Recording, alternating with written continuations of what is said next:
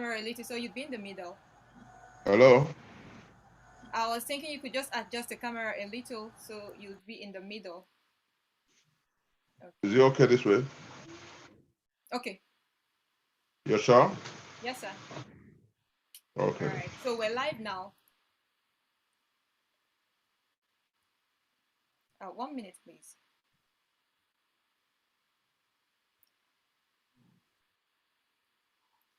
A very warm welcome to you out there. It's good to know that you are still there, and of course, you just joined Olumba Television. And my name is Angel Lady, and today we've got yet another guest for you. And today we're going to discuss some important issues, some nitty gritty that has been avoided or that we have not really looked at. Okay, so today we're talking about the fundamentals of nationhood ignored. And you'll be thinking, what are the fundamentals of nationhood?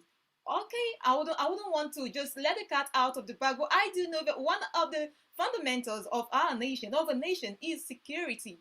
And of course, Prof is right here to talk to us some more about it. So people, if you're ready, strap on your seatbelt as we've got Professor Chukwudumebi Nwaokobia, and he's right here. You're welcome, sir. My pleasure to be on with you, Libby. Hmm. Welcome once again. So today, you're going to do some justice to this topic of discussion, yeah? Hello? Can you hear me, sir? Yeah, go on. All right. So today we're talking about the fundamentals of nationhood ignored, and someone will be saying what are actually the fundamentals of nationhood because some would not know what those fundamentals of nationhood is or are. So would you like to tell us what the fundamentals of nationhood likely could be? Let me clearly say that when we talk about nations, Mm, we're actually talking about an aggregation of people who have accepted to live within a geographical space together um, to provide for the well being of the people, uh, sometimes autochthonous, sometimes homogeneous, sometimes heterogeneous. But the fundamentals are simply that there should be a structural organogram upon which the nation devolves. There should be um, um, institutions that govern certain parameters of statehood, of nationhood. There should be provision of for security, law and order.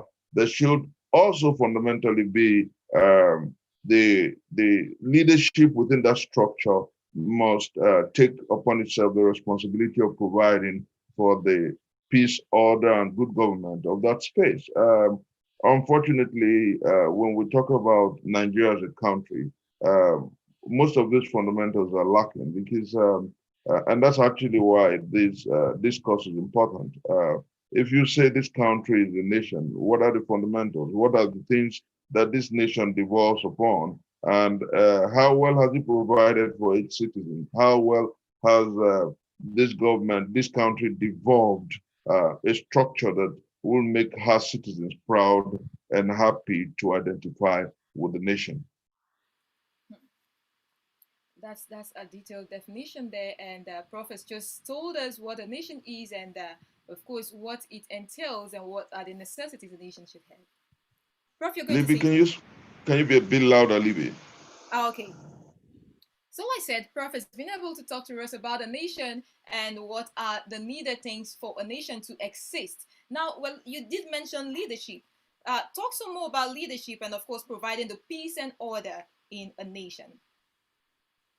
Libby, oftentimes when I discuss Nigeria, I have never failed to say that where we got it wrong from the start, fundamentally. In 1960, October 1st, the Union Jack was lowered and the green, white, green was hoisted uh, as a national symbol. Those who led us to independence were principally uh, those who wanted to send the white man away. But the fundamentals, like I said, of nationhood were not properly aggregated, were not properly discussed, were not properly channeled, or if you like, agreed upon. I say this advisedly. Just look at it. When we say we had founding fathers in the name of the late Sadwana of Sokoto, that we had founding fathers like the Zik of Africa and Nambiakwe, founding fathers like if you like, Chief Obafemi Awolowo, the sage, and several other founding fathers that we oftentimes we refer to them as founding fathers. But I think that they were people who led us to independence. You can only truly say that you had founding fathers if they were able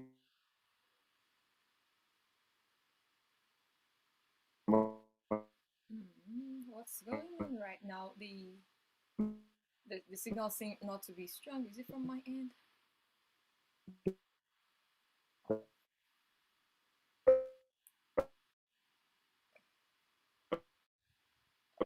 Prof, are you still there?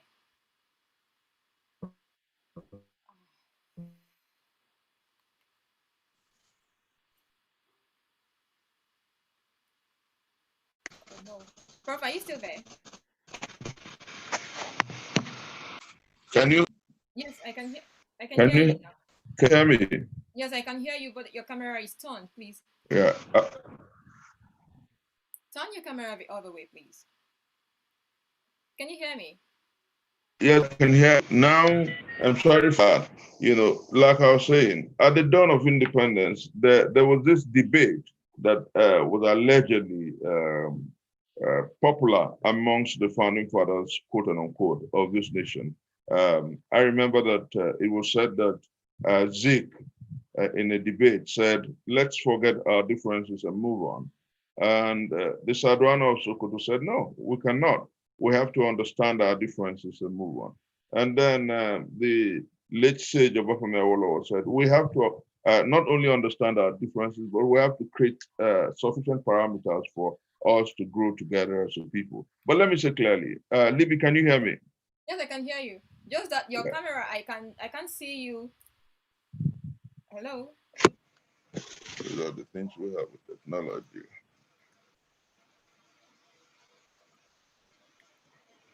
Can you hear me? Are you still there?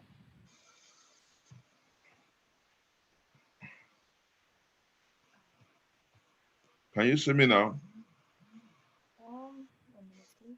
Can you see Yes, me I now? can. Yes, yes, yes. It's Yes, okay now. sorry for the interruption. It's Let me okay. say clearly that in the course of that dialogue, they were able to identify the fact that not only we're a nation of different tendencies, but our so-called founding fathers were not able to aggregate the fundamentals at the dawn of independence. And well, interestingly, in 1963, we had a Republican constitution that seemed to have successfully understood the way to go. Unfortunately, in 1966, in January, the men from the barracks overthrew the civilian government that we had then, and the beginning of the collapse of every structure that should advance what is called Nigeria began. Everything fell apart from Decree 34, which of course foisted a unitary system over Nigeria, up until today, where we have a pseudo federalism, a system that is absolutely untrue to the global intentments and character of a democratic space that you can call a federal structure. You have what we have today is a cumbersome, a meddlesome, a rent-seeking, and a rent-taking federal structure that has done this country no good. And that is why, again, all you see today, uh, those calling for, if they're not calling for restructuring, they are calling for secession. If they're not calling for secession, they're calling for one republic or the other. Some are saying, okay, to your tents, O Israel.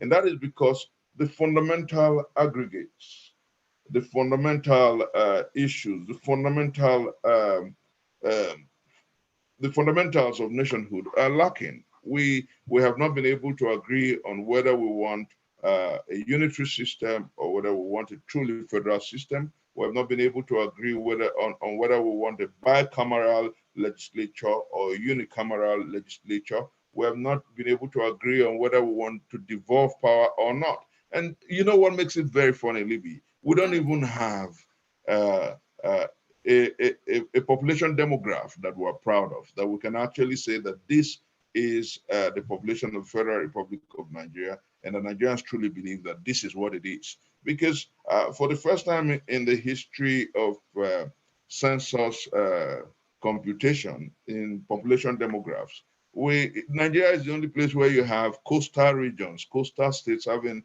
fewer populations than the dry lands. And it mocks logic because I don't know where we got it from, but this is an exceptional country. And we must begin to call a spade by its name, tell ourselves the truth, and rework everything that must make this nation what the while, this nation what its onions, and this nation to thrive. We must agree first on how we want to be governed. We must agree on what kind of structure we want, because we really don't have a structure that Nigerians can actually identify. If you were to meet a schoolboy and ask the schoolboy, do you run a federal structure? And then if he manages to say yes, and then you ask him, what are the colors, so to say, what are those that they made to federal structure? Not even in China, a communist republic, do we have the kind of pseudo-federalism that we have in Nigeria. At the end of every month, the federal government, like a headmaster, sits down with those who manages finances, and they share money to the states and local governments. Where does that happen? How can a nation grow that way? And that's exactly why when we're talking about issues, we're saying that until this country resolves the fundamentals of nationhood, until this country determines what it wants to do with the space of over 960,000 kilometer called Nigeria, until it decides on what it wants to do with the structures that are available, until it decides on what it wants to do with the resources available, this country will continue to wallow in mediocrity. And at best, every effort at success will be mediocre. Okay, so you did mention that Nigeria is untrue to global intentment, and of course, the citizen would need to decide what they want as a system. Is it a unitary system, or how will the citizens decide this? Libby, you have to be a bit audible. I can't hear you well. Oh, okay. So you did mention that Nigeria is untrue to global intentment, and of course, you did mention as well that the citizens have not decided how they want to be governed or which system it's running on. How will the system decide this? How will the citizens rather decide? You're asking how long it will take us to decide? How? How will the citizen? Not how long, Oh, simple. or I have said repeatedly that even those who are calling for restructuring are simply saying, oh, the time has come for us to decide on how we want this country to function. I think that what is important first is to understand that we must reorganize, rework, we must remodel, we must reshape, or if you like, restructure this country and adopt a workable system of governance, create a structure that can be prosperous, create a structure that is effective, effectual, and efficient. But you know what? Like you asked, how do we get this done? It is simple. I will, like I've always done, I will bring before those who are listening to us, and indeed the Nigerian enterprise, three possible ways to get this done. We had what appeared like a constitution that was autochthonous to the Nigerian people in 1963. Nigerians agreed to be governed by a republican constitution in 1963. And under that structure, we had what we call devolution of power. We had what we call true fiscal federalism. We had a system where the states or the regions then controlled their resources. They contributed 30% to the global purse, that's the national purse. Then they kept back 50% to the region. Whatever wealth you have, you keep back 50%, send 30% for the upkeep or the running of the federal government, and then 20% to a common pool in terms of to help in times of emergency and national calamity, if you like. And so you can support each other. Now, when all that was thrown away, when the military came and then messed up our federalism, we lost that ability to hard work, industry, and that is chiefly the reason Nigeria is where it is. Uh, the pyramids of granite disappeared, the silos of cocoa disappeared, the word from sesame, heights, and skin, and the word from coal, the word from palm produce and the likes. They all disappeared because Nigeria stopped being a nation of hard work and industry. We became a rent-seeking and a rent-taking enterprise. Now, what we must do is perhaps, that's step number one. The president can go dust up the 1963 Constitution, bring it to terms with contemporary realities. Where you have the regions, you can replace them with the states. I know that oftentimes when we make this argument, some people argue that the states do not have enough resources, and so you still have to support them. But I disagree. Most of the civilized countries of the world, most of the successful economies of the world depend not on resources buried in the earth, but the human capital, the human resources. And that's the greatest resources given to to our planet by God, the human resources. And so I want to say that whether we like it or not, the reality calls for building upon the human resources that we have and the amazing munificence that God has blessed us with mineral resources. But our president must have to dust, and pardon my use of word, we must as a nation dust up that constitution, go to the National Assembly if we must go through that route with that constitution, and look at how we can marry it with the realities of the time, and then create unto ourselves a constitution that is autochthonous if we must go through the National Assembly. The other one we can do, because some people have argued, oh, you cannot ignore the National Assembly, you cannot convoke another sovereign national conference, so you must go with the National Assembly. I think also that the president can convoke, if you like, a conference of around 900 persons. You have 469 members of the National Assembly. Add to them leaders of the civil society, leaders of different organizations in the country. Add to them this number, about 900 persons. They should meet for about 3 to 6 months. Look at the realities, perhaps include the reality, the report of the 2014 confab that was constituted by the Jonathan administration. Marry these realities, look at the fundamentals of nationhood, ensure that we bring our constitution in consonance with the realities of the now. No nation in the world thrives on rent seeking.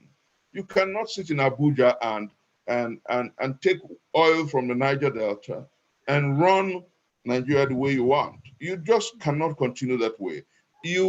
Every region in this country is blessed by God with amazing munificence and riches ineffable. So if we must grow this country, we must bring it to terms with contemporary reality and contemporary times. So the confab of about 900 persons can meet for 3 to 6 months. Adopt a full script that is in tandem with the realities of now and the urgencies of the time. Meet at the National Assembly after the report has been made by the 900-man committee, and then pass it to law if you like. Then the third one, which of course is most times people say, oh, is how many conferences are we going to have? Nigeria has had so many conferences, so why another? Convoke a sovereign national conference and deal with these issues. I think that it is easier for this country to walk the path of a holistic rework of the script upon which this nation develops. If we do not, I'll give you a practical instance. The issues that confront us daily will continue. You have a police force that is superintended from Abuja. Mm-hmm. Abuja is far from Eket. Yeah. The tendencies in Abeokuta are different from the tendencies in Karo Namuda. The tendencies in Busa are different from the tendencies in Ibuzo. You have a nation with different realities and different tendencies. How can you police a country of about 200 million people with a police that is centralized in Abuja, where the governor of a state does not have control, where the local government chairman does not have control? A DPO in a local government can say to hell with the local government chairman. A commissioner of police in Delta can say, I don't want to see the governor.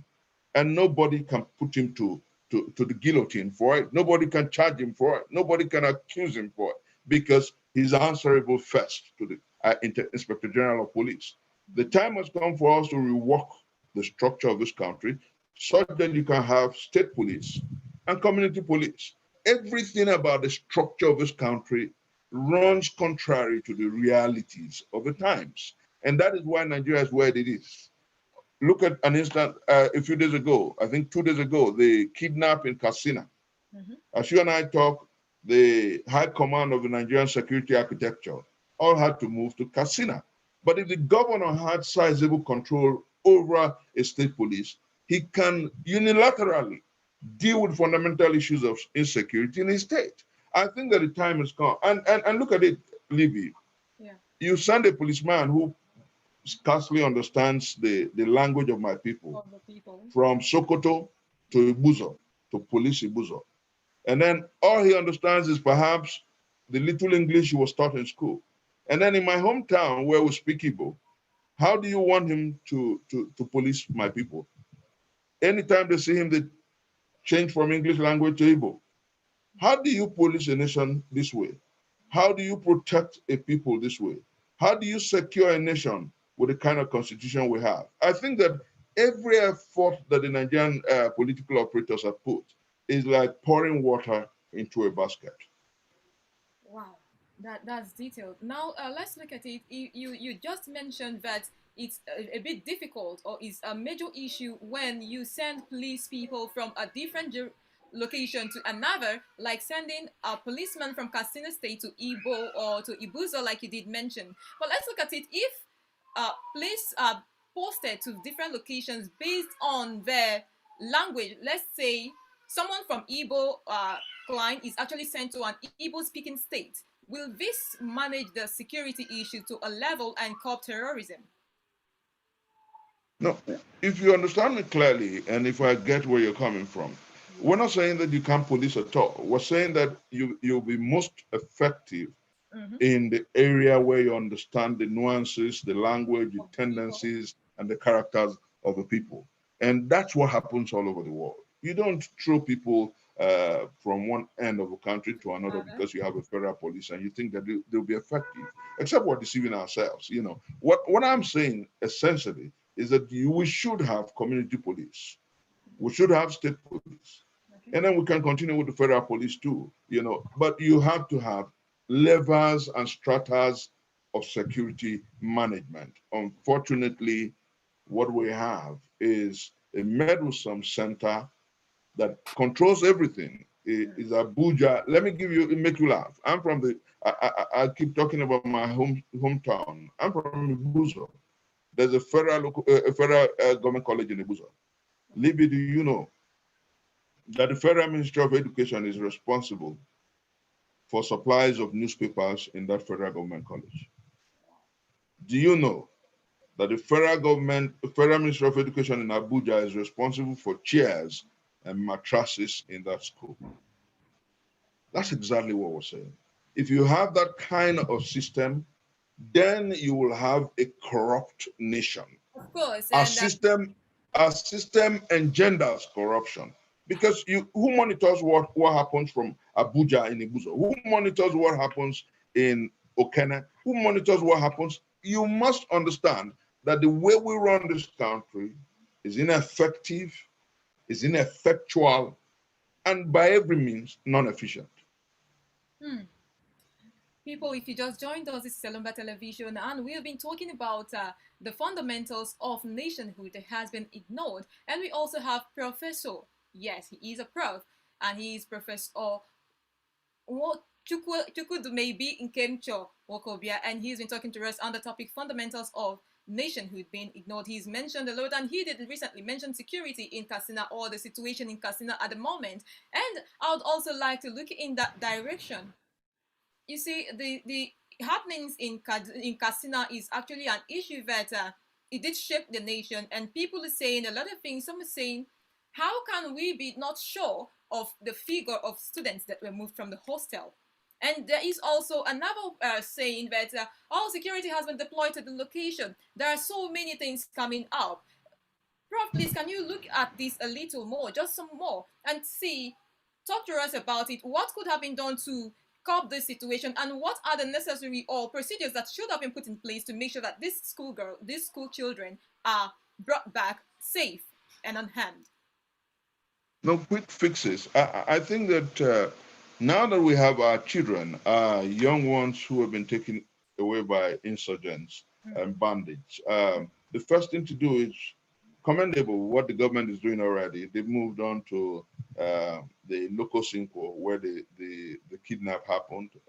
You have the chief of army staff, you have the minister of defense and the likes. They have decided to go over there. That's quick fixes. That's the short-term reaction, and then perhaps ensure that the soldiers and the police are mobilized to go get these young ones back to safety.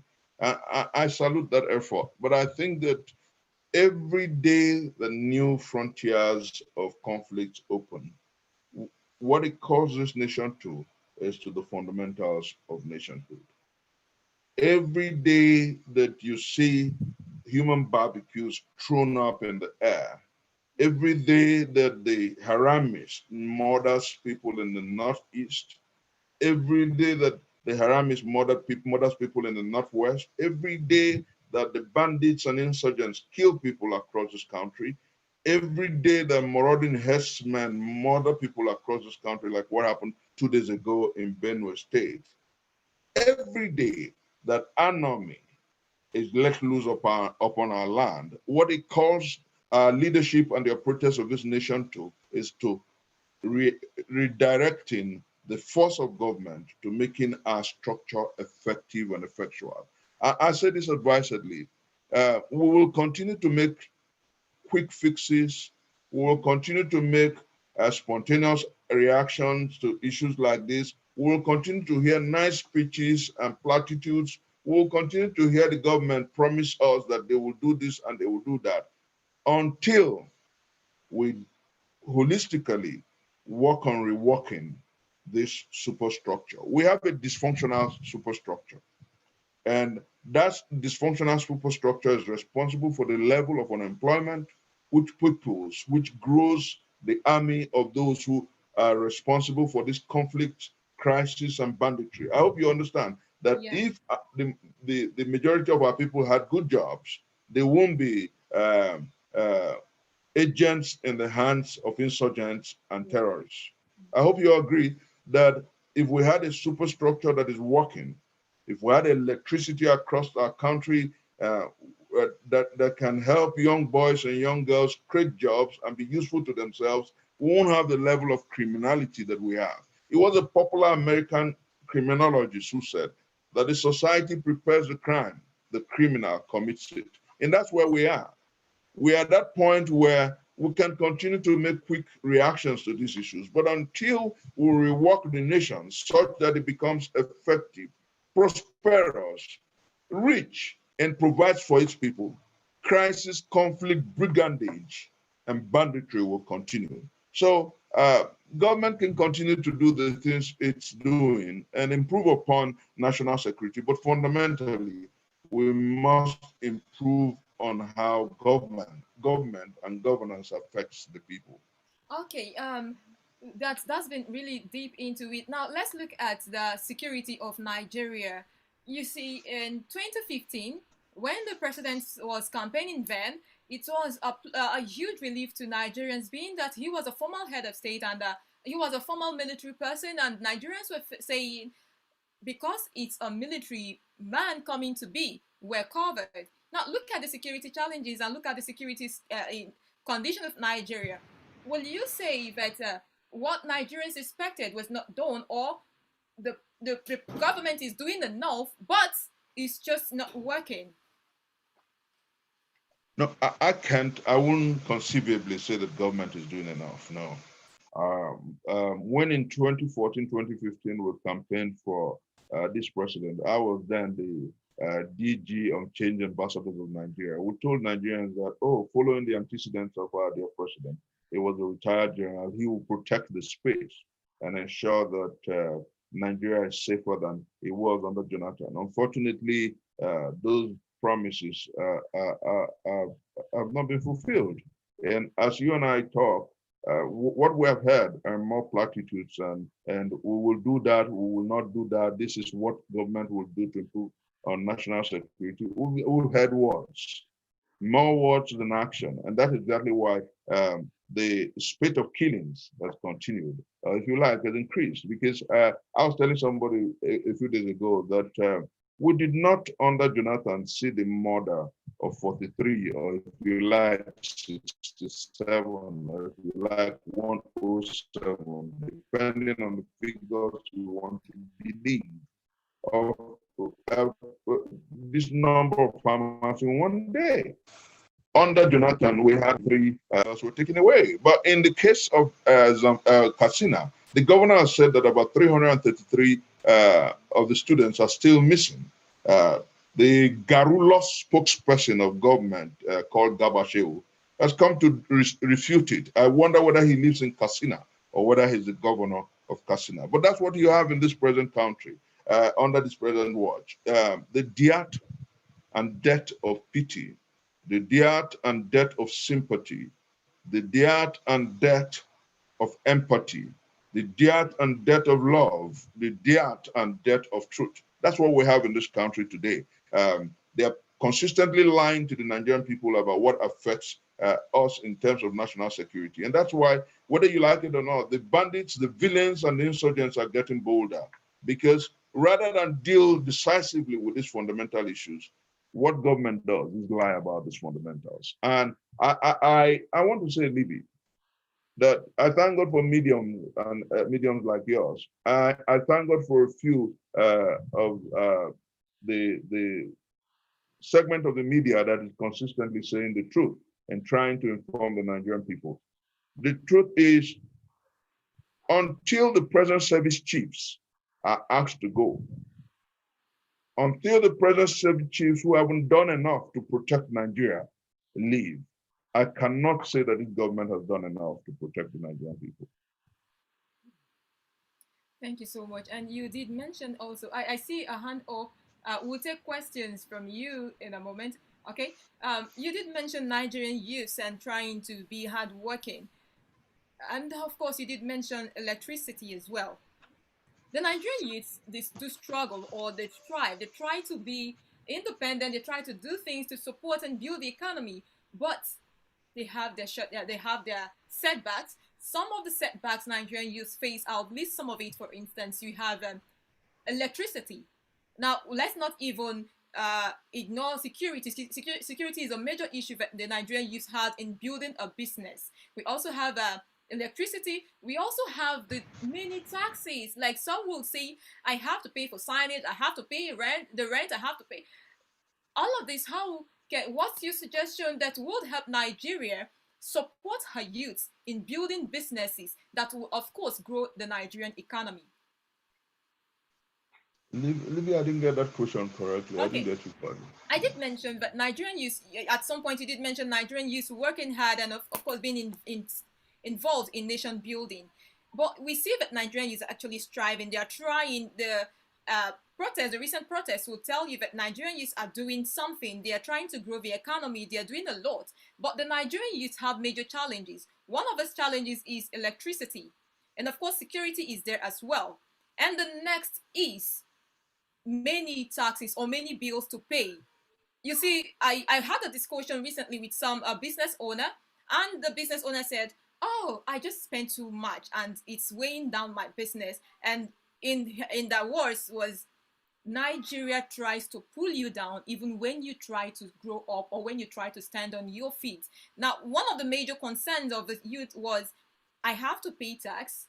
I pay to the local government, I pay to the federal government, I pay to the state government. I The list of payments were so much. So I'm asking, what would be your suggestion to the government to help Nigerian youth that wants to grow the economy grow without feeling that the Nigerian system is trying to pull them down? Let me say clearly that oftentimes when we discuss the youths, leadership, government, and support for businesses to thrive, We're not joking when we say that the Nigerian youth is like that young man who's been asked by government to pull himself up with his bootstraps when he has no boot. If you don't have boot, you can have bootstraps. Um, in leadership, it was Mitt Romney of the United States of America when he was running for president who said that leadership is simply that institution, that engine that drives progress and success. And that what we must do is always hold leadership responsible for failure of state because the leader must show the way. Um, have you found out, Libby, in every strata of life that the Nigerian youth is about the most industrious,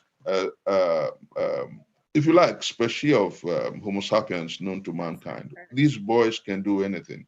Look at what they did with Nollywood. Look at what they did with the entertainment industry. Look at what they're doing everywhere. The Nigerian youth is an entrepreneur of no mean feat. But unfortunately, governance has not been able to support these industries. I'll give you a practical instance. If you look at what the Indian government, the interchange and interaction between Bollywood and the Indian government, you'll be amazed at the resources they're remitting home. If you look at the interchange between Hollywood and the state of California, for instance, and several other states in America, you'll be amazed. But unfortunately, all you hear in this part of the world is, oh, we will support them, we will do this. In the time of Jonathan, we heard about a 2 billion support funding. Nobody knows how far it went. Unfortunately, I still blame my generation and indeed the young people out there who will continue to politic with just about everything. Nigerians would say, oh, it's now APC. APC is better than PDP. We debate issues based on partisanship, and it doesn't do any good. Let me say clearly, my advice to government is to understand that all over the world, the drivers of the economy is the private sector. And government must create an enabling environment for the private sector to thrive in concert with the public sector. We must understand government must provide enabling industrialized farming to grow. And the government must support, must give support funding. Well, we have had so much of that under the present watch. That is for another seminar discussion, if you like. Because every so often you hear about government releasing 75 billion, 200 billion, 100 billion to support private sector and to support the people. And then you scarcely see the outcome of this thing. So I think that we must have institutions and people who will follow these resources and follow the funds. I say this advisedly because save and except we have the office, if you like, of the ombudsman, somebody who's able to probe what government is doing with these resources and check exactly how they impact the people. Save and except we're also able to push the government to ensure that these resources get to the people, and then you grow the private sector in the areas that will directly impact the economy. Save and except all that is done, we'll continue to talk about the difficulty in growing the economy. We'll continue to talk about our young people not being employed, and we'll continue to talk about food shortage and hunger every day. But I believe that a responsible government would work effectively with our young school leavers in the areas of their specialization. And I'm speaking deeply here. If we have those who truly care about our country, who truly want things to work, then they should be able to connect. I keep telling people that the NSAS protest was a wonderful, a laudable effort that if a smart government would have been able to key into to assess the leadership at different levels of the youth and their movements. Our president would have been able to, if he has proper and wonderful handlers, connect with the young people to understand that these young people are not just hungry. Remember, Libby, that these people were out there on the streets for about 2 weeks. 2 weeks. Effectively so. They fed themselves, they provided for their protests. And that tells you how industrious, how effective, and how strong these young people are. They are not lazy youths. And so A responsible government will connect with these people, ensure that those who are savvy in the area of technology are engaged, and ensure that those who are good with agriculture and farming are engaged, and ensure that effectively we do not allow our young people, our gifted young people, to lay docile. And just before we call it a wrap, there is this question, one more question for you. We know that leaders are accountable to the people. The people have rights to get to know the leaders and what they are doing if they're actually satisfying the wants of the people. But in this climate, it seems that the leaders are not accountable, and it's pretty difficult to hold the leaders to account for what they do and how they do it. What's the best way that this message can be driven home? How can the masses hold the leaders accountable for what they do? I didn't get that, Libby. How can the masses hold the leaders accountable? Oh, interestingly, Libby, let me say this. Very interestingly, protest, agitation, seminars, what you and I are doing right now, there's different vehicles for agitation and for interrogation of leadership. But unfortunately, we have a leadership culture in this part of the world that sees every protest as the finger of a hater, that sees every agitation as the product of enemies, that sees every protest and every debate as hate induced or hate engendered. And I think that that's the failure of leadership in this climb. But we can't stop, and we must not stop talking. I'll give you a practical instance, Levy. It was in the great leader called Abraham Lincoln that the world found an example in responsible leadership and in long suffering and largeness of heart as one of the best attributes of a great leader. Lincoln appointed as his Secretary of War one of his closest aides, Stanton, a man who was very offensive in his criticism of Lincoln and all that Lincoln stood for. But Lincoln told people when he was appointing Stanton as his Secretary of War that there was something about Stanton that was interested in Lincoln becoming a better person and a better leader. And so he wanted that thing to work for him and for America. So he appointed Stanton. I tell you that whilst America prosecuted that war under Lincoln, Stanton was very effective and effectual in handling his brief. Libby, when Lincoln died, it was Stanton, that so-called hater of Lincoln, that wrote the best tribute about Lincoln when he passed on. He wrote, "Now he belongs to the ages." You can Google it and see how awesome Stanton became and how great Lincoln became in understanding that the man who says he doesn't like how you govern does not necessarily hate you. He perhaps wants you to govern better. But unfortunately, in this part of the world, when you criticize leadership, under the Mohammed Buhari administration, we have come by words like hater, enemies, supporters of corruption. When you criticize this administration, they name you and they brand you. And that is a tragedy of the present watch. But it is not enough for those who truly want a better Nigeria to keep quiet. I am convinced that we will continue to assess, criticize, and score this government correctly, not like praise singers and court jesters would score it. This government may perhaps, by Jove, rise to the challenge and the urgency of now. Wow, it's been an awesome session here. I saw a hand up for a question, but unfortunately, he is not here anymore. And I would have loved to take questions from those who are with us. And just in case there are no questions, we would have to call it a day on this session. And of course, we would not be leaving without asking for a summary or a suggestion that would move Nigeria forward from the professor himself. Professor, Libby, if hello. yeah, I can hear you. No, I think that what you and I have been able to do, and I hope the Nigerians are listening to us, is to challenge leadership to fundamental questions and action. Um, Nigeria is one of the greatest nations under heaven, gifted by God with amazing resources and riches ineffable. This country has no reason to be poor, and our masses have no reason to wallow in penury and poverty. And so when we criticize and assess and analyze leadership, we're saying that we can do better. And when in discussing the fundamentals of nationhood, we're saying simply that this dysfunctional structure has to be pulled down.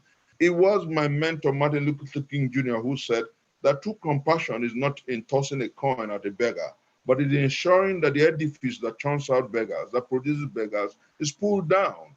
If we want to do the best to make posterity proud of us, we must consistently address leadership effectively without fear or favor, without let or hindrance. We must say to leadership that save and except you restructure this enterprise called Nigeria, our dream for a great country will be like the wait for Godot. Our dream for a great country will be like uh, attempting to catch the wind. I think that the time has come for us collectively as a people to continue to speak out and speak up and ask leadership to forget and stop looking for enemies or haters. Ask leadership to partner with those who disagree with it to develop the Nigerian enterprise. Because all we need in this country are statesmen and patriots, not partisans who do not want to see any good in critical opinion or divergent views. I think that together with those who disagree with you and those who agree with you, can we forge a monstrous movement for a new Nigeria? I believe that the time has come when all those who truly care about this country will begin to call a spade by its name. Leadership has not done well because the structure is defective, dysfunctional, and and the structure does not allow for industry. We must rework this nation. We must redefine the fundamentals of this nation. We must redefine the structure of this nation, and we must ensure that leadership becomes effective and efficient. And that can only happen when we have a structure that engenders hard work, that allows for social justice, that allows for equity, that makes every Nigerian a true partner in the Nigerian project. Thank you so much. It's been awesome having you here today. Talk to us about the fundamentals of nationhood that has been ignored and how we can go back and retrace our steps to build a greater and a better Nigeria that the youth are proud of. There's one major lesson you did take drop today that Nigeria doesn't have a reason to be poor, and the masses doesn't have any reason to suffer. I will take that home because it's really, really great information there that we don't have any reason to be poor because we have resources, both human and natural resources that can build our nation and make Nigeria great. Thank you so much, Prof, for coming up here to give The us pleasure knowledge is and information. We mine. appreciate you. God bless Nigeria. Thank you so much. And people, if you just joined us, if you are looking at this and seeing this for the very first time, this is Elumba Television. You can just hit the subscribe button and turn on notifications so that when we come here with some other gist like this, you'll be the first to know. And walk straight to our Instagram page. And of course, follow us on our Facebook page. Follow us. That way you'd get information every day as it drops. Until we get the next update and come your way again, I am Angel Lidi saying have yourself a pleasant day. Bye now.